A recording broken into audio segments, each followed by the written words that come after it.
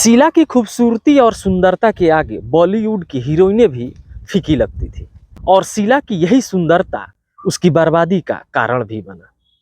दोस्तों, वैसे तो राजस्थान के चंबल में सैकड़ों डाकुओं ने राज किया, जैसे डाकू मान सिंह हो या मोहर सिंह या अन्य डाकू, सबने राज किया। साथ ही चंबल में महिला डाकुओं ने भी राज किया है, जिनमें पुतली बाई, फूलन देवी, सीमा परिहार, नीलम गुप्ता, सरला जाटव जैसी खूंखार दस्यु सुंदरियों ने डकैतों की गैंग में रहकर डाकुओं का साथ भी दिया।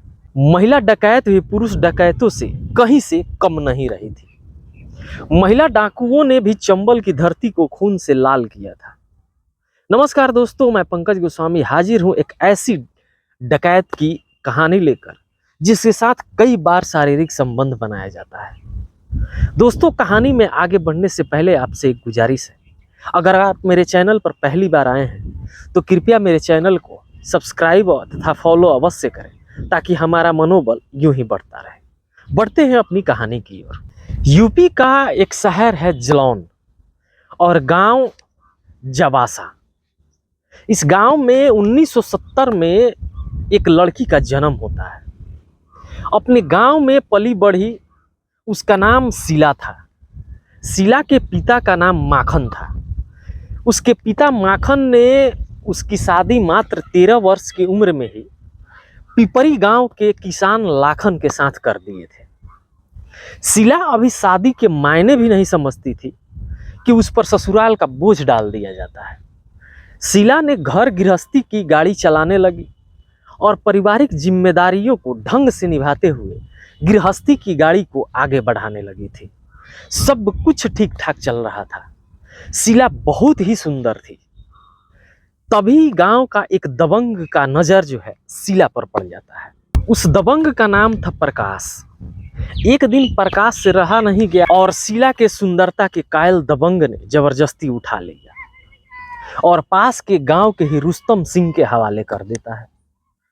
रुस्तम सिंह ने शीला को अपने पास बंधक बनाकर रखता है और उसके साथ कई दिनों तक लगातार दुष्कर्म करता रहता है।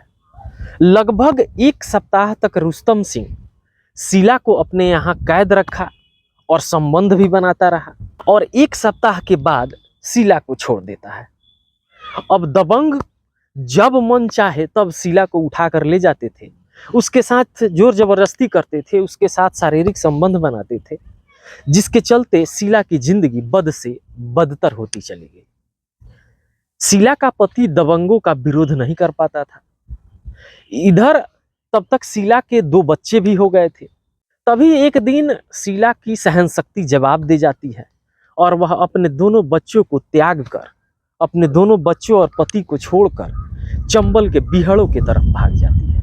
चंबल के बीहड़ में शीला की मुलाकात डकैत तिलक सिंह से होती है और उसके गैंग में शामिल हो जाती है। डकैत तिलक सिंह के गिरोह में शामिल होकर शीला डकैती के गुण सीखती है और लगभग 7 साल तक डकैतों की गैंग में रहकर लूट, हत्या, डकैती, अपहरण जैसी वारदातों को अंजाम देती है। शीला मन बना ली थी कि जिन लोगों ने उसकी जिंदगी बर्बाद की है उनसे बदला जरूर लेगी, लेकिन शायद ऊपर वाले को यह मंजूर नहीं होता।